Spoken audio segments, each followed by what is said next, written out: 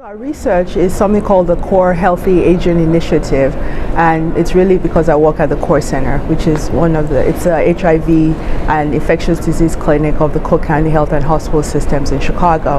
I've been in practice there since 2001 and really have been very interested in kind of the aging or patients with HIV infection.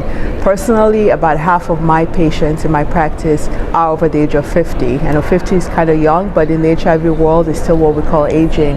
And nationally in the US, it's thought to be about half, anywhere between 45 to 50% of the adults living with HIV in the US right now are over the age of 50. So a large and growing population. And among new diagnoses of HIV, it's thought to be somewhere between 17 to 20% of new infections are in adults over the age of 50. So we have a mix of people who are newly diagnosed over the age of 50 and a large proportion of our patients who've been in care for decades who are aging well with HIV but could be aging better.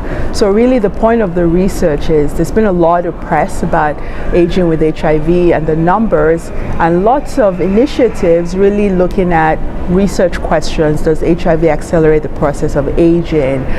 What are the comorbidities with HIV and aging? And a lot of this has happened in research settings. What we really need to figure out is what are the needs of the patients, have the patients tell us what their concerns are.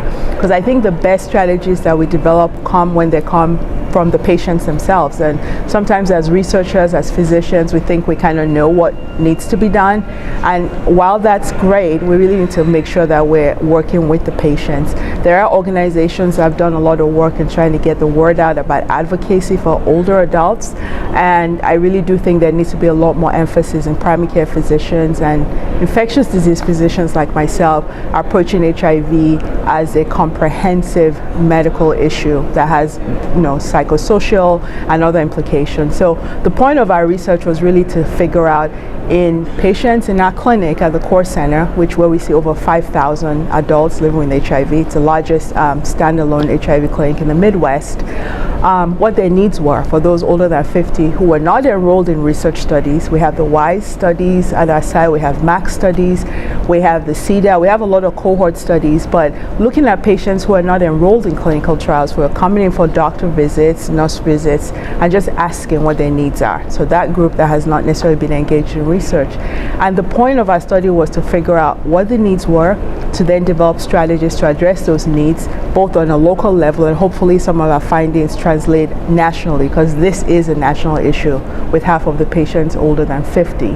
So what we did over a very short period, 2-month period in March to May of this year, was just have our peer educators who are part of our clinic population hand out paper surveys to patients as we're waiting for their appointments, either scheduled or walk-in visits, really trying to get a sense as to who they were, how long they'd been living with HIV, what their comorbidities were, what their concerns were, really having them rank what we thought were the top 10 concerns based on information we'd heard from our patients, and really getting an idea of how well they rated their health, and importantly, how tech savvy and how they like to be communicated with.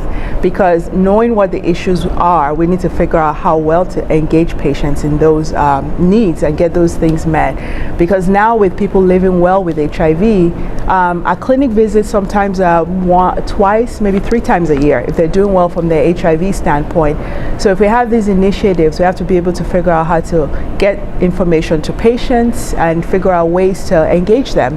And there's a lot of stuff about social media in the younger adults with HIV and how to reach younger adults, and we really wanted to figure out, do you use, social media? You're on Facebook, Twitter, do you have a cell phone, do you do text messaging? Because that allows us an opportunity to constantly reach them with targeted messaging, tell them about events or initiatives for aging, and really work with our non-infectious disease people in geriatrics, in social services, in psychiatry, in mental health services, to actually leverage some of those resources for our patients. So we wanted to get an idea, in summary, of who they were, what their burden of illness was based on HIV and other comorbidities, what their top concerns were, what their psychosocial issues, if we want to look at social isolation, things that really do matter, and then figure out what their modes of communication were, so that when we did develop the strategies, we could have an easier way to communicate with our patients. And what we did find was that, like we thought, our median age was about 56. So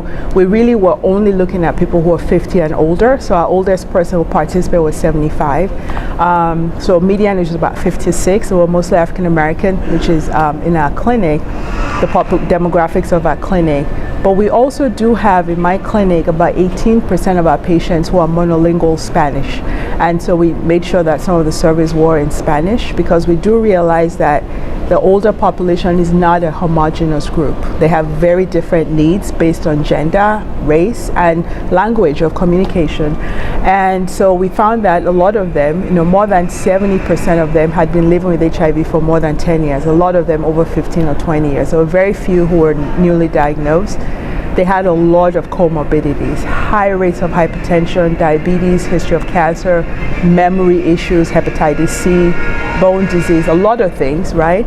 But they also had a lot of other concerns. And when we looked at the top 5 concerns, of the 10 we listed, I think 8 or 9 of them we had more than 30 or 40% say those were their concerns. But the top ones were really about living with HIV, money concerns, retirement planning, who's going to care for me when I get older, memory issues, sexual health issues. So they had a lot of concerns.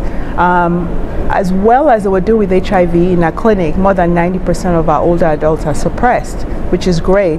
But their self-rated health, we only had about 40% say their health was very good or excellent. The rest of them were fair or poor. And we do know outside of HIV that the more medical problems you have, the less likely you are to report your health as very good. And they had a lot. The average number of prescribed medications was 4. And a lot of them may be on single tablet regimens for the HIV, but they were on all these other medications for all their other comorbidities. So polypharmacy, that's another big issue. Drug interactions that come with medications prescribed for heart disease and bone disease and kidney disease interacting with HIV medicines. Falls, people had history of falls. We know that has to do with frailty. So they did have concerns, but the beauty of this study is that we found out that a lot of them were tech savvy. More than 70% of them had a cell phone. They used text messaging. They were on social media. But we did see that very few of them were in social clubs or groups. So they did this by themselves, which is kind of, it's not surprising, but it kind of tells us that we will have to do a lot of targeted interventions, because a lot of them were not in large group settings.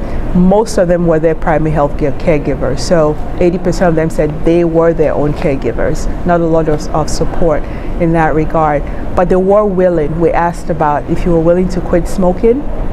More than 70% of the active smokers, which about almost a half of our patients were still smoking, more than 70% of them said they were interested in quitting smoking.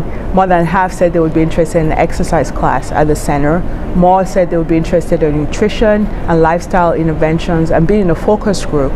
So we did get a lot of information, and close to 400 patients in 2 months who were willing and eager to give us information about who they were, what their concerns were, what their medical issues were, what they were interested in, and how to get in touch with them. So in a short time, we got a lot of information.